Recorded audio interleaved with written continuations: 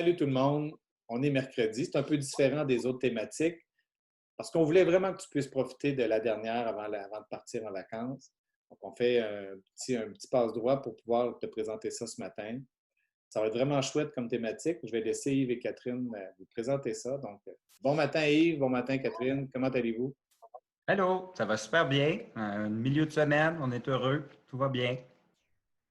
Oui, de mon côté aussi, ça se passe très bien. Toi, Yves, ton retour à l'école? Ben, ça se passe bien, là, mais là, j'étais sur d'autres choses. Je suis en train d'écouter une vidéo de Laurence. Laurence qui? Ah, je t'ai jamais parlé d'elle, c'est Laurence, ma nièce, là. Tu sais, elle qui joue au volleyball, là, ben, c'est son gala sportif cette semaine, là. Puis, Ah, puis qu'est-ce qu'elle t'a dit? ben, écoute, je te laisse écouter la vidéo, puis tu vas tout comprendre. Parfait, merci beaucoup. Allô? Allô! J'espère que ça va bien. Cette semaine, c'était le gala sportif à Laurence, à l'école Champagnat. Par contre, évidemment, on n'était pas sur place à cause des conditions, mais c'était un gala virtuel. J'étais bien content de pouvoir souligner les efforts de mes sportives dans la catégorie excellence puis persévérance. J'avais 3 nominés dans chaque catégorie. Ça a très bien été quand même. C'est vraiment le fun que l'école ait pris le temps de nous souligner parce qu'on a travaillé fort toute l'année pour ça. Mais cette année, je pense que j'ai réalisé que j'aurais pas pu jouer si mon père avait pas été là, fait que c'est ça. Ben, c'est sûr que ça me faisait de la peine quand j'ai su qu'il n'y avait pas d'entraîneur, que c'était plus secondaire 5, que c'est la 5e année qu'il jouait.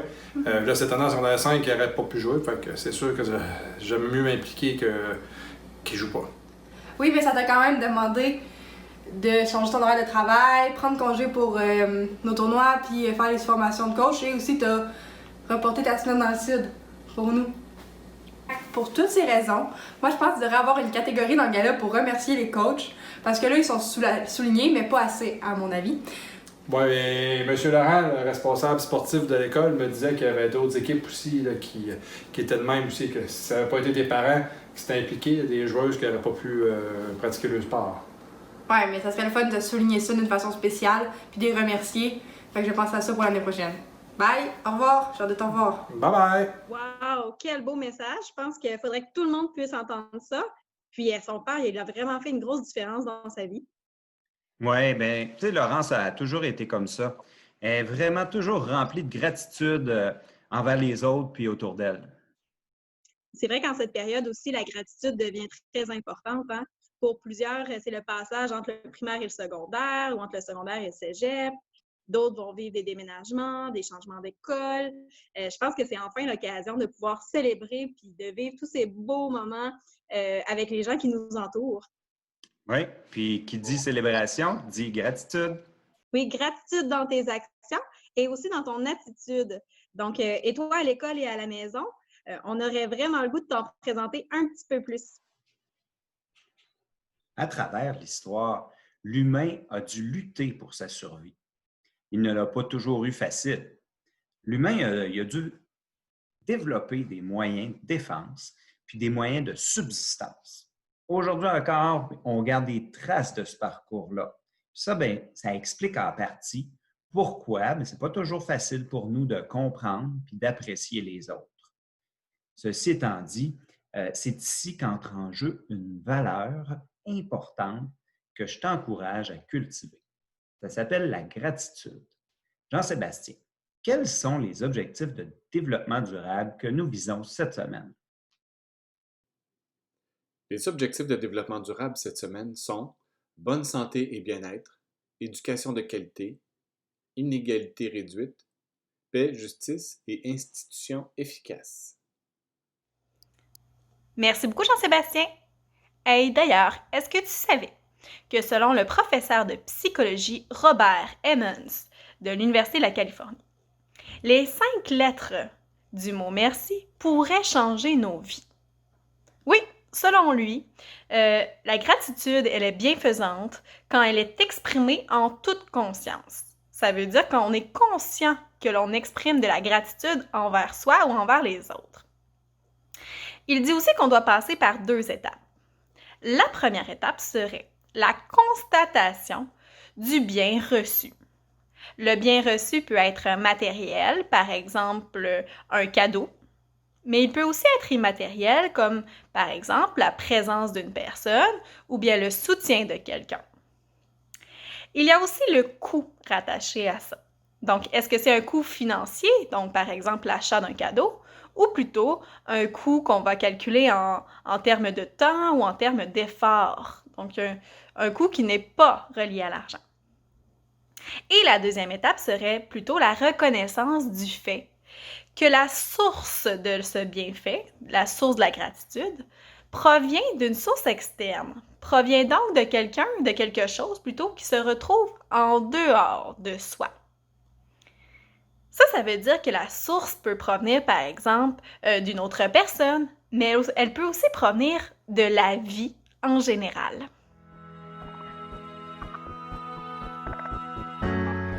L'objectif est de passer de « je veux ça » à « je suis heureux de ce que j'ai ». Laissez-moi vous parler un peu de gratitude. La recherche nous apprend que la pratique de la gratitude au quotidien peut procurer jusqu'à 5 grands bénéfices majeurs. En plus, la pratique de la gratitude, c'est bon pour la santé, autant la santé physique que la santé mentale. Le premier grand bénéfice apporté par la pratique de la gratitude, c'est que ça va augmenter notre sensation de bonheur jusqu'à environ 25%.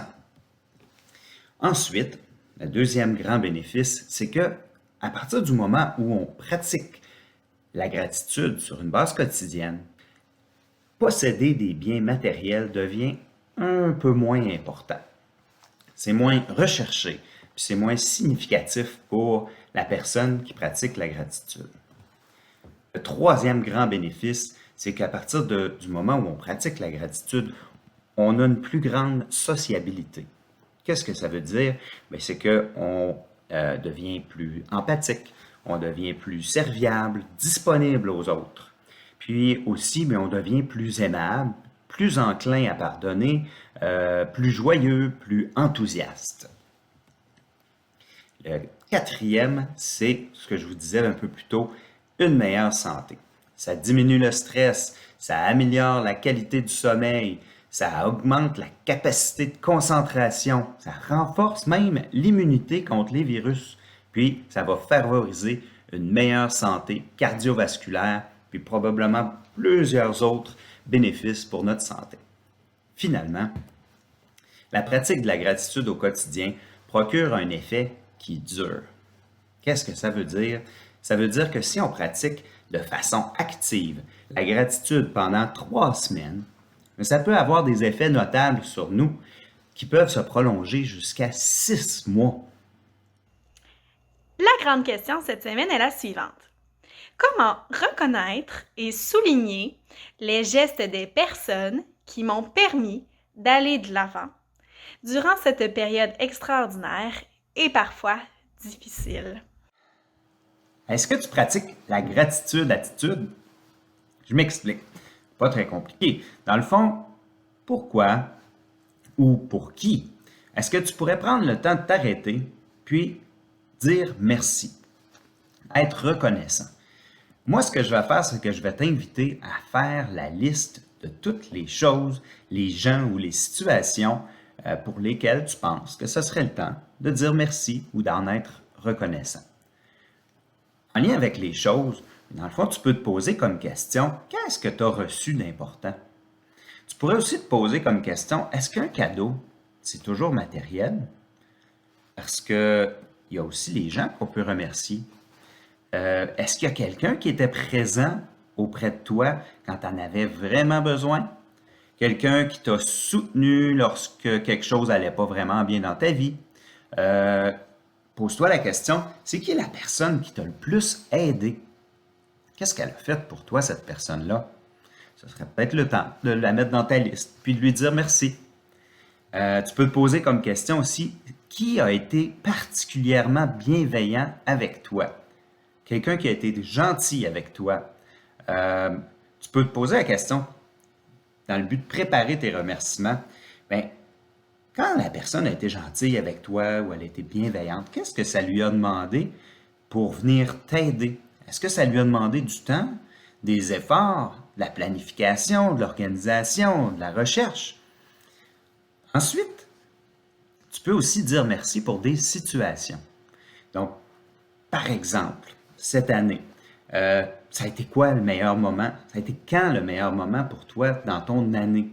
Ça peut être dans ton année à l'école, ça peut être dans ton année à la maison, pendant le moment où tout a été arrêté, on n'était pas à l'école. Est-ce qu'il y a quelqu'un ou une situation spéciale qui s'est produite pour laquelle tu pourrais dire merci?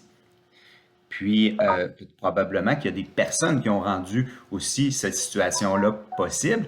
Puis, tu pourrais les remercier en même temps, les mettre dans ta catégorie pour les gens. D'autres situations pour lesquelles tu pourrais dire merci. Ben, qu'est-ce qui t'a le plus amusé cette année ou dans les dernières semaines? Puis, pose-toi la question, pourquoi tu as aimé ça? Pourquoi que ça t'a amusé? C'était quoi les circonstances?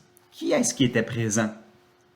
Ensuite, tu pourrais te demander quelle a été l'activité la plus intéressante ou la plus amusante des derniers mois, de la dernière année ou de la dernière année scolaire, puis te demander qui est-ce qui a organisé ça, puis peut-être prendre le temps d'aller remercier cette personne-là ou ce groupe de personnes-là.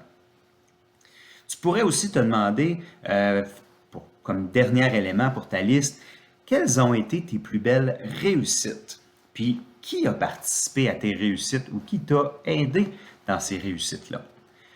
Dans le fond, la gratitude-attitude, c'est juste de prendre le temps de s'asseoir, de réfléchir.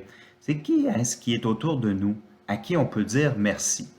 Puis, merci, c'est un mot qu'on ne dit pas assez souvent. Donc, c'est pas grave, on en a un budget illimité. Donc, on peut le dire et le redire et le redire. Sur ce, mais je vous remercie de m'avoir écouté, d'avoir été à l'écoute, puis je vous remercie d'avance de faire votre liste des personnes, des gens, des choses, des gens ou des situations pour lesquelles vous êtes reconnaissant. Bye! Mode d'emploi de la gratitude. Je vis une situation qui me fait plaisir.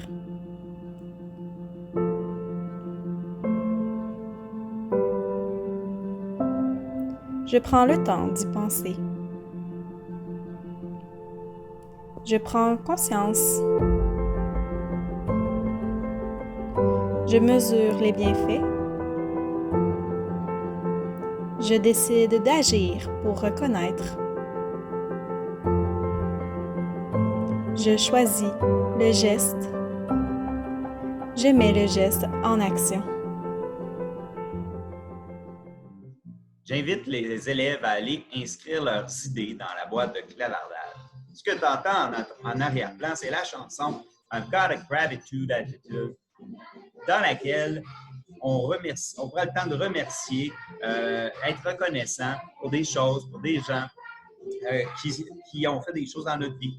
Puis là, c'est le temps pour vous d'expérimenter. Pour cela, il va falloir développer votre vision créative. Il va falloir passer en dehors des sentiers battus, innover dans la vision des choses. Il va falloir développer une façon innovante d'exprimer votre gratitude. Vas-y, va remercier des enseignants, des parents, des amis. Pose-toi la question, qu'est-ce que je peux faire pour remercier ces gens-là qui m'ont aidé dans ces temps particuliers? Fais preuve de créativité, dis merci autrement qu'avec des mots, je sais que tu es capable. Bye! Maintenant, voici la gratitude-attitude en 4 étapes faciles. Première étape. Pense à une personne pour laquelle tu pourrais éprouver de la gratitude. Par exemple, un enseignant qui t'a enseigné quelque chose d'important. Un camarade de classe avec qui tu as beaucoup partagé ou bien un parent qui t'a guidé. Pense à quelqu'un qui t'a marqué. Étape numéro 2. Tu dois maintenant prendre le temps de visualiser cette personne et ce qu'elle t'a apporté. Donc, tu peux même fermer tes yeux, tu prends le temps de retourner dans tes souvenirs et tu essaies de déterminer pourquoi cette personne-là t'a marqué et pourquoi tu pourrais éprouver de la gratitude envers elle. 3e étape. Maintenant, c'est le temps de dresser la liste. Tu dois privilégier la qualité plutôt que la quantité. Ce que ça veut dire, c'est qu'il vaut mieux lister moins d'éléments, mais des éléments pour lesquels tu ressens vraiment de la reconnaissance envers ceux-ci et pour lesquels tu pourrais expliquer là où les raisons. Donc, ce que ça veut dire, c'est que tu dois déterminer les quelques éléments qui te permettent de dire pourquoi cette personne-là t'a marqué et pourquoi tu pourrais éprouver la gratitude envers elle. Donc, fais la liste de ces éléments-là. Quatrième et dernière étape, tu dois maintenant trouver une façon originale, une façon créative d'exprimer la gratitude à cette personne. Donc, comment tu vas t'y prendre pour exprimer ta gratitude envers elle? De quelle façon, et soit créatif, soit original, c'est la thématique de cette semaine. Est-ce que Jean-Sébastien, tu accepterais maintenant de nous proposer, de nous présenter des idées de projets qui pourraient guider les jeunes cette semaine dans la thématique proposée? Voici mes propositions pour cette semaine. As-tu pensé à te fabriquer un bocal de gratitude dans lequel tu pourrais glisser des bouts de papier, des roches, des cartons, sur lesquels tu as écrit quelque chose que tu as aimé ou qui t'a fait plaisir? Tu pourrais remplir ça avec tout ce que tu as eu cette année. Ça serait très symbolique. Faire un bilan positif, que ce soit de prendre des notes, que ce soit de voir dans ta tête le film de ce que tu as vécu de bien, de ce que tu as bien ressenti de positif, un coup de téléphone que tu as eu, une activité que tu as faite, un rassemblement que tu as apprécié. Toutes ces petites choses-là sont intéressantes à garder à quelque part. Ça pourrait être aussi de créer une affiche que tu pourrais diffuser sur tes réseaux, dans ta chambre, dans la maison chez toi. Concevoir un genre de portrait visuel, un album de tout ce que tu as pu vivre dans les derniers temps qui ont été positifs, des gens que tu veux remercier, des gens que tu veux reconnaître. Ça peut être une chanson, ça peut être de faire le portrait d'une personne qui pour toi est importante dans les derniers mois, raconter une balado, de faire un enregistrement audio, de faire une sculpture, laisse-toi aller. Utilise toute ta créativité pour faire en sorte de garder une empreinte et de reconnaître ces moments de gratitude-là que tu as vécu dans les derniers mois. C'est maintenant le temps de te demander pour la dernière étape ou la prochaine étape, est-ce que tu as trouvé une personne à qui tu voudrais exprimer ta gratitude? As-tu identifié un ou plusieurs moyens originaux d'exprimer cette gratitude à la personne? Qu'est-ce que tu vas faire cette semaine? Dans quelle aventure est-ce que tu vas embarquer? Puis à qui est-ce que ton idée va bénéficier? Le 12 juin, il y aura une causerie si tu veux venir participer, venir échanger tes idées de projet sur la gratitude. Et puis, moi, je veux simplement vous remercier parce qu'on a vécu vraiment une belle expérience tous ensemble. Et de ton côté, qu'est-ce que tu en penses? C'était vraiment une très belle aventure qu'on a vécue avec vous tous dans les dernières semaines et puis cette semaine aussi. Vraiment, beaucoup de gratitude. C'était plaisant de faire ça avec vous. Jean-Sébastien, qu'est-ce qu'il s'en vient aussi la semaine prochaine? Le 18 juin, ça va être une occasion de vraiment fermer la boucle ensemble. Donc, une dernière causerie collective où là, on va pouvoir célébrer un petit peu notre fin d'année puis le début des vacances. Donc, je suis vraiment plein de gratitude. Je ne sais pas si on a des remerciements partagés. Peut-être, Catherine, si tu veux débarrer. Ben oui, la thématique, c'est sur la gratitude. Donc, on va en profiter pour remercier tous les jeunes qui nous suivent depuis plusieurs semaines sur les thématiques et puis tous les jeunes qui s'entreprennent soit à la maison ou à l'école. Donc, c'est grâce à vous que le projet peut aller de l'avant puis peut avoir cette réussite-là aujourd'hui. Bravo aussi à tous les parents qui ont été derrière leurs jeunes, soit pour le côté technique, soit pour les idées, soit pour dire « OK, c'est correct, je vais te laisser faire, donner des permissions ». Donc, merci à vous, les parents, de vous être impliqués. Moi, je tiens à remercier les enseignants, les éducateurs d'ici et d'ailleurs, de la maison ou de l'école qui ont pu participer avec nous dans cette aventure-là.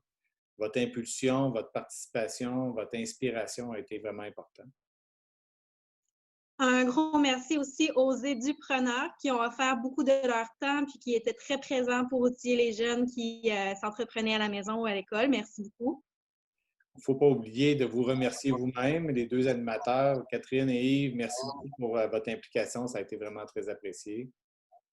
Oui, merci Catherine pour ton dynamisme puis toute l'énergie que tu apportes dans les vidéos que tu fais. Je te renvoie le compliment, Yves. Merci beaucoup pour tout ton écoute, ta participation, puis ta rapidité à se retourner rapidement dans une situation. Donc, bravo. Et merci beaucoup, beaucoup, beaucoup à toute l'équipe de scénarisation qui nous a aidés énormément. Ce n'est pas un travail facile que de nous fournir toutes ces belles choses-là à vous dire. Puis nous, on ne fait que redire des éléments que les scénaristes nous ont fournis. Donc, les scénaristes, vous avez fait un travail incroyable. Et aussi, qui dit travail incroyable, je pense qu'on doit souligner la participation de Jean-Sébastien qui est avec nous. Pour le montage, pour toutes les capsules vidéo que vous consultez, c'est Jean-Sébastien qui a fait le montage de tout ça. Il y a énormément de travail derrière ça. Alors, un gros bravo à toi. Ah, ben j'ai des collègues aussi qui ont commencé à faire du montage avec moi, donc qui ont appris. Donc, on apprend toute notre vie. Ça a été le cas avec Patrick et André qui nous ont fait des petits bouts là-dessus.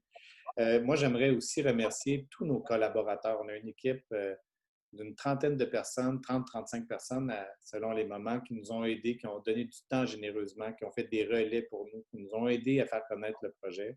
Nos partenaires qui nous soutiennent depuis des années. Donc, merci à eux aussi. Oui, puis merci à toutes les commissions scolaires participantes.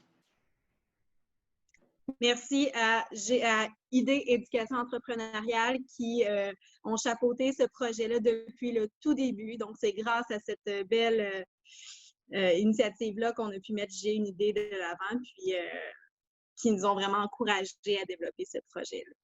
Donc, un gros merci à toutes ces personnes-là sans qui le projet n'aurait pas vu le jour. Puis, je pense que ça mériterait des gros applaudissements si on avait la chance de tous se voir pour se dire un gros bravo à toute l'équipe. Je vous souhaite un très bon été à vous deux, parce qu'on ne se reverra pas, c'est notre dernière capsule, mais les jeunes, on se revoit cette semaine dans les causeries. Profitez bien de vos derniers jours avec vos petits mousses à l'école, et au plaisir de collaborer à l'automne sur une nouvelle capsule. Oui, merci. Puis on vous encourage aussi à continuer à s'entreprendre à la maison, dans votre communauté, puis tout au long de l'été, hein, parce que c'est pas parce que les thématiques s'arrêtent qu'il faut arrêter de s'entreprendre. Bon été tout le monde! Bon été! Bye!